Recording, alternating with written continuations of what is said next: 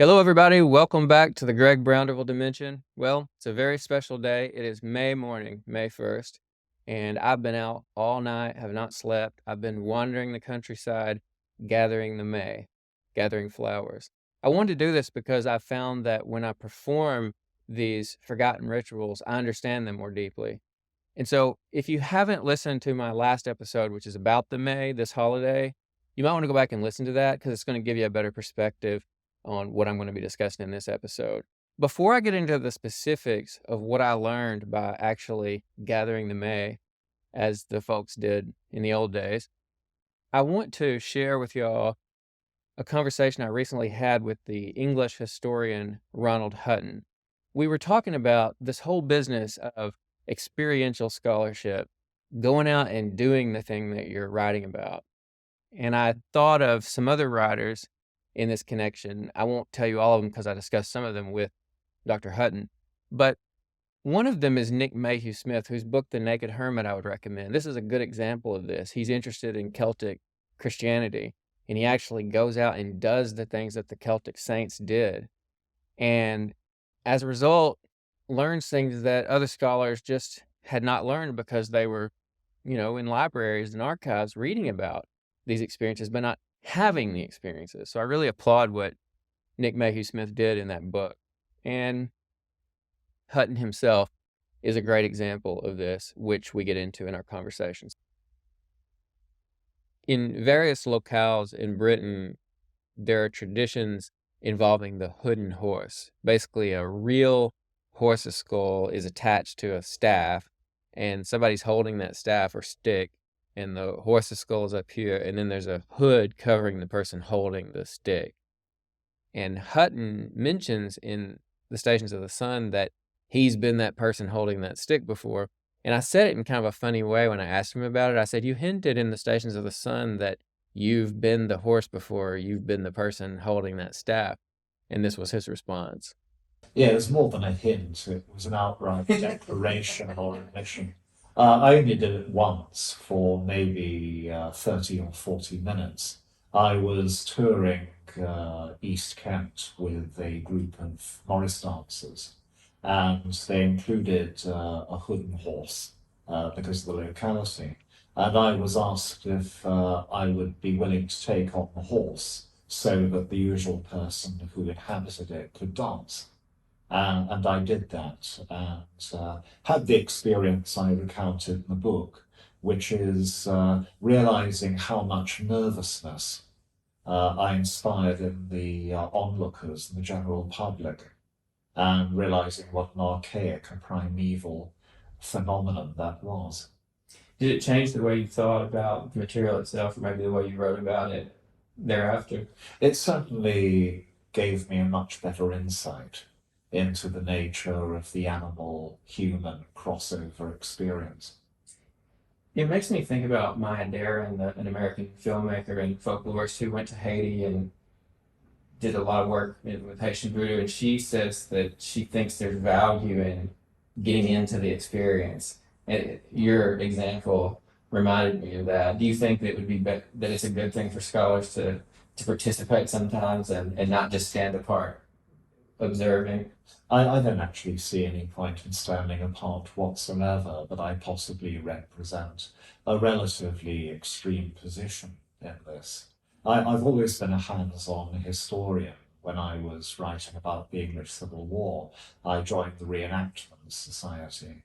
When I was writing about folk customs, I engaged in as many of them as I was invited to do by the celebrants.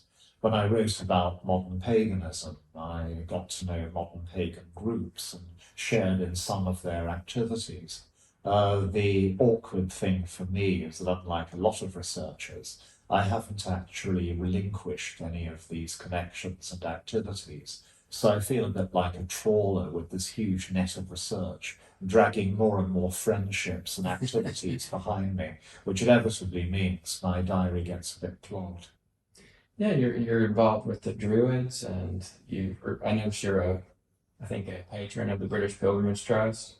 Yeah, I'm the patron of about 20 different cultural organisations, ranging from the annual Tewkesbury medieval fair, the biggest medieval reenactment event in Europe, to a Bulgarian storytelling troupe operating in Britain.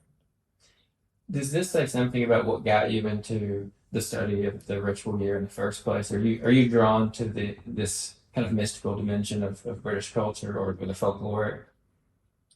I'd love to say I was drawn to the mystical dimension. I reluctantly think I'm probably not much of a mystic. I'm certainly drawn to the engagement, the performative, the community version and aspect of this. I was fascinated by your account of Abbott's Bromley, the horn dance. Could you tell our viewers about that whole thing and the how old those antlers are? Just that story fascinated me. Well, there are two different things going on with the Abbots Bromley horn dance.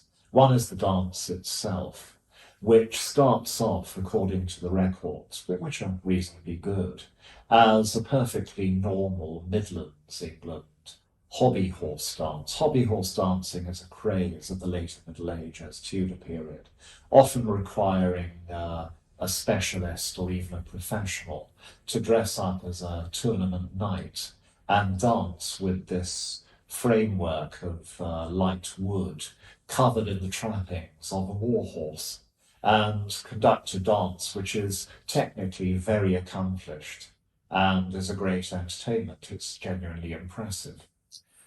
This really loses popularity in the 17th, early 18th century.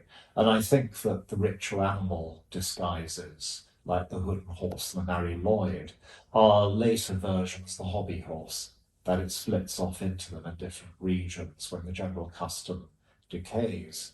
In the case of Abbots Bromley, the hobby horse dance survived because it had really old reindeer antlers added to it, possibly in the early 17th century.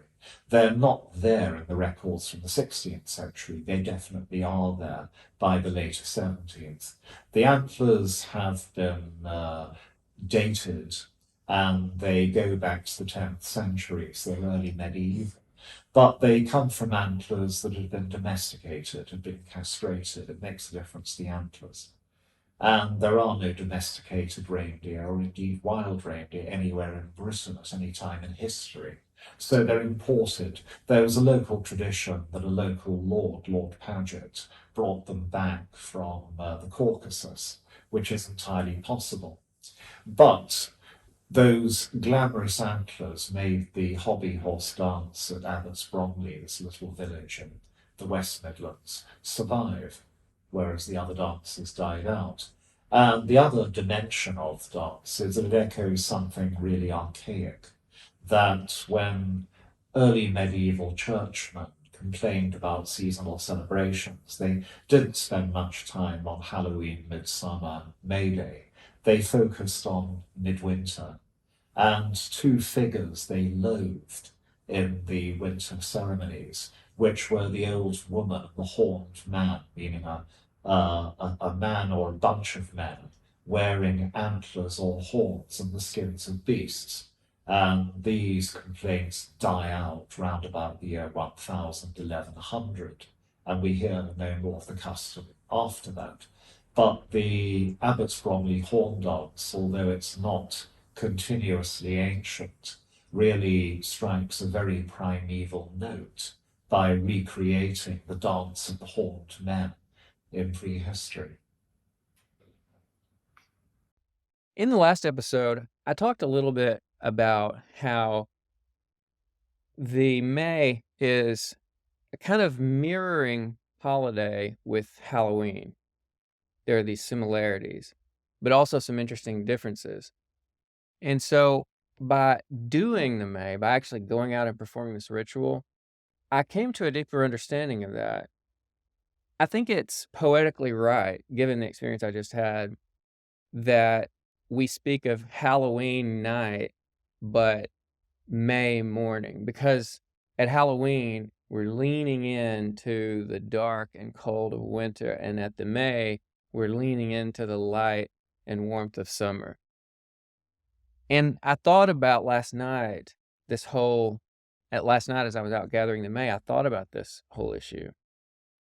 When you're Maying, you realize that something is happening for you in microcosm that is happening at the level of the calendar of that entire year. So here's what I mean. At the May, winter is giving way to summer, dark to light. Well, you experience that in microcosm when you're out in Maying because it's dark out, and it actually was quite chilly, even here in Texas, where I live now. It was quite chilly, and I wasn't really adequately bundled up. I was wishing I had a heavier coat. So you're out there, it's dark, it's chilly, but then while you're Maying, the sun comes up, and you're bringing home the May, a branch of May, the flowers and greenery at sunrise. And when the sun comes out, it starts warming up. And it's supposed to be fairly warm today and bright and sunny and beautiful by afternoon. So you kind of experience that transition from dark to light in one night into morning, May Eve into May morning. And that's sort of what's happening at the level of the year as well. So that was something I learned by doing. And some of the things I was talking about in the last episode came home to me in a way they never had before, because I've never actually done this ritual this way until this year. The spookiness of May Eve really did become more vivid for me, because you're out there in the woods, in the country by yourself, and there are animals, it's dark, you may not know exactly where you're going, you're looking for flowers, but it's hard to see them. You have to bring a torch or some kind of light so that you can see. A good flashlight is definitely advisable. What you might call the eerie, cheery May came home to me. The eeriness and the cheeriness. Because it's eerie before it's cheery. That is, it's dark and spooky before the sun comes up. So that I feel that I have in my bones now in a way that I didn't before. Another important part of the Maying experience that I learned by doing has to do with sleep deprivation and the mind-altering effects of sleep deprivation. As the night wore on, things got weirder and weirder and kind of trippier because I was so sleep deprived, and that added to the enchantment of the experience. After my last episode, some folks who listen to it on Spotify and Apple Podcasts, not so much on YouTube, but on the audio-only platforms, wrote to me to ask me some questions. So I wanted to answer some of those questions. Oh, by the way, before I get into this, if you're watching on YouTube and you have questions, please, rather than emailing me, just leave the questions in the comments because that'll help my channel out. Okay. Dear Greg Brownderville Dimension, could you discuss Maying traditions in the United States? I came across an NPR article from 2015 about one interesting Maying tradition that was quite popular in the US at one point, and it was the May basket tradition. I'll just read some excerpts from this NPR article, and I'll also put the link to it in the show notes. In Dunkirk, New York, the Evening Observer observed on April 30th, 1932, that young people were collecting samples from wallpaper dealers and creating baskets of all sorts and varieties as to shape, size, and color, and will hang them on the doors of their friends at dusk on May Day. What a gallant occasion my mother made of May baskets. Lists were made and rewritten. It became almost as exciting as Christmas. Her family used old milk cartons for containers, and they made popcorn and Boston creams for each basket. People in her community returned May baskets to their owners at Halloween. I thought that was interesting, showing that dynamic whereby the May and Halloween are mirroring holidays. So you get the May basket at the May, and you return the basket at Halloween to the person who had given it to you. One listener from Spotify wrote to me and said this. Well, she said that she agreed with me about the eeriness, the spookiness, the kind of eerie, cheery May. She said, I think it is something about the changing of the seasons And like you say in the podcast, the liminal time in that transition. Something about the change in nature, weather, astronomical phenomena, and all the lore that comes with it is very magical, mystical. But it always feels spooky and special. It definitely is a similar feeling to why we love October, but a colorful, pretty spring edition. All of this made me think about how in a lot of mythologies, the god of sex is also the god of death. You think of May as celebrating new life, which is associated with sexuality, but Halloween is celebrating death. There's that linkage in these holidays, this affinity, and we see that in mythologies when the deity of the graveyard is also the deity of sexuality. Another thing I noticed that was interesting to me, there are various arrangements of the May carols, and I listened to a bunch of them because I was getting ready to play a May carol. I wanted to sing a May carol on May morning, which I did do. So I was studying these May carols even more than I had in the past, and I noticed that there were a variety of arrangements, as I said, and several of them were very minor, using a lot of minor chords, which dial in that eeriness that we're talking about. I thought that was an interesting choice on the part of many a musician, and I think it shows that people do feel the eeriness of May Eve and May morning. I'm gonna post a link in the show notes to a conversation that happened this May Eve between two Irish folks who were discussing for the Irish American Foundation or Society or Center maybe, Center for Irish American Culture, something like that. I'll post a link to it so you can listen to this discussion because they have a fascinating conversation about May Eve as it's understood and celebrated in Ireland. As I was studying the May carols, I made a composite carol. I found favorite verses from various carols, and I put together a May carol and wrote a little bit of a few lyrics myself just to kind of stitch everything together. And I'll put the lyrics I came up with in the show notes as well, in case you would like to use that for your own May Day, May Eve, and May Day celebrations in the future. There are these interesting ways in which the lore around the May in Ireland seems to be related to, but exactly opposite the lore that you find in Britain. So, for example, in Britain, whitethorn, which is a type of hawthorn, is commonly brought back to celebrate the May on May morning, and people would take it into their homes, the whitethorn. It's considered very bad luck to bring whitethorn into the home in Ireland on the May.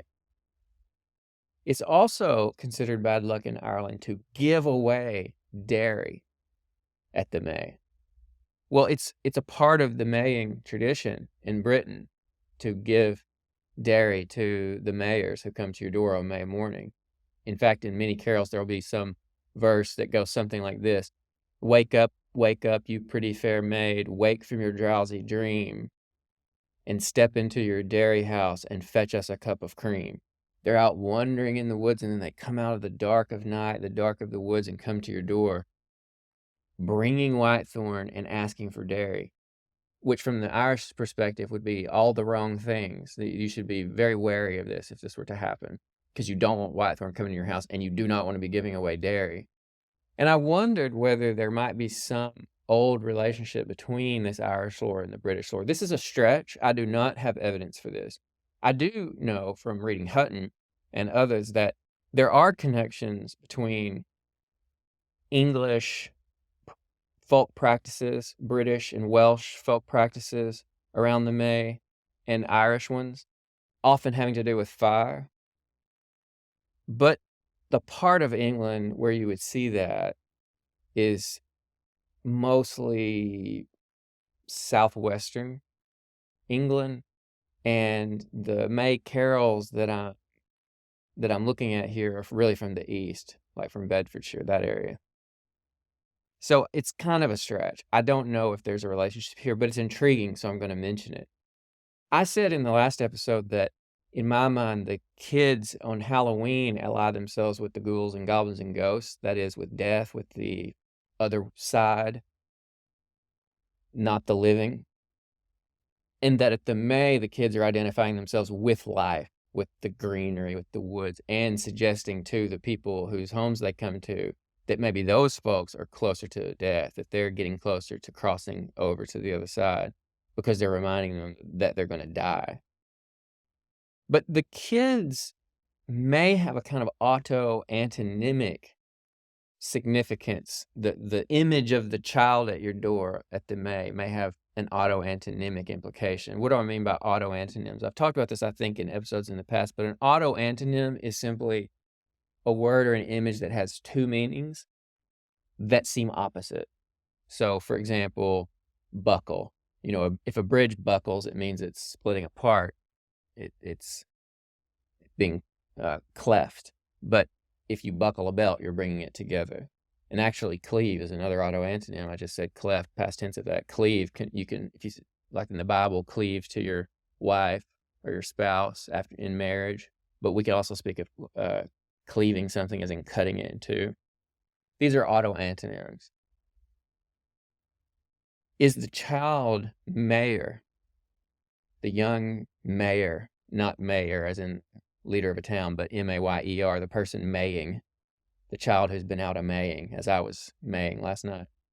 The child at your door on May morning, is that child in their symbological or folkloric significance auto-antonymic? Perhaps, because they do seem to ally themselves with the greenery, with life, with the summer, with the budding trees and so forth.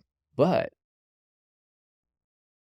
the fact that they ask for cream and bring whitethorn may suggest that they're allied with the fairies. You think about the Ethithon out there in the woods. Are these children like the Ethithon? Are they like these fairies? They're wandering in the dark of night, or coming to your door, and they're asking for cream. Well, fairies are known to love cream. In fact, if you'll recall from my episode with Ronald Hutton a few episodes back, I read to him a quote from William Butler Yeats, who says that nobody really believes or ever believed in fairies in England the way they believe in fairies in Ireland. And he says, for example, no one ever laid new milk on the doorstep for the English fairies. And Hutton objected to this, as do I. I think Yeats was wrong. But nevertheless, it's significant in this connection because he mentions that people would leave out new milk for the fairies. On where? The doorstep. Where are these children at the May? They're on your doorstep asking for cream. And maybe they are kind of spooky, telling you about death, coming from the woods, coming from the dark of night, from the mystery, that the eerie part of the cheeriness, the eeriness of the cheeriness of May. Perhaps. It's an intriguing thought, for me at least, and I hope that it will be for some of y'all as well. Here in the American South, we have a special hawthorn. The hawthorn is very significant because it's a tree of the goddess, and it's closely associated with this holiday, the May. There is a tree in the American South called the Mayhaw, and actually there's a festival coming up. If you're anywhere close to El Dorado, Arkansas, I think it's this coming weekend, May 6th-ish, something like that. They're having, just look it up, it's the South Arkansas Mayhaw Festival, celebrating this tree. What's interesting about the Mayhaw, it means May hawthorn. The Mayhaw is different from other hawthorns in that the haws, the fruits, actually appear at the 1st of May, right around May Day. So this is a very special hawthorn that we love and cherish here in the Deep South. But the Mayhaw is great because the fruits are larger than some of the other haws, and they're really tasty, and they make a beautiful and delicious jelly. Mayhaw jelly is highly prized in areas where it's known, where the mayhaws grow wild. And there's a family kind of a tradition often of going out in boats and dip netting those mayhaws up out of the out of the water where they're floating, where they've fallen off the trees. Or what people will do is spread a tarp under a mayhaw tree and then thrash the tree, and the mayhaws will fall. Another question, this one from somebody who listened to the last episode on Apple Podcast. Greg, could you provide links to poems that express the spirit of the May? Yes, I will provide links to 3 poems that I think will be interesting in light of everything we've discussed. Robert Herrick's great poem about this tradition, this holiday, it's called Corinna's Going A-Maying. Also, that opening section of The Wasteland by T.S. Eliot, April is the cruelest month, kinda gets at this the darkness of the May. I know it's about April, but April gives way to May. And then there's a poem called In Just by E. E. Cummings. Now, this is an American poet, E. E. Cummings, and so for him, this time of year is spring. But in the British understanding, traditional folk understanding, this is the opening of summer. Nevertheless, this poem is a wonderful thing to contemplate alongside this episode and my last episode, because Cummings does a great job of getting at that mysterious affinity between life and death that we feel this time of year. Thank y'all so much for being with me for this episode and for the last episode. I hope that I've helped you understand and celebrate this largely forgotten but beautiful holiday called the May.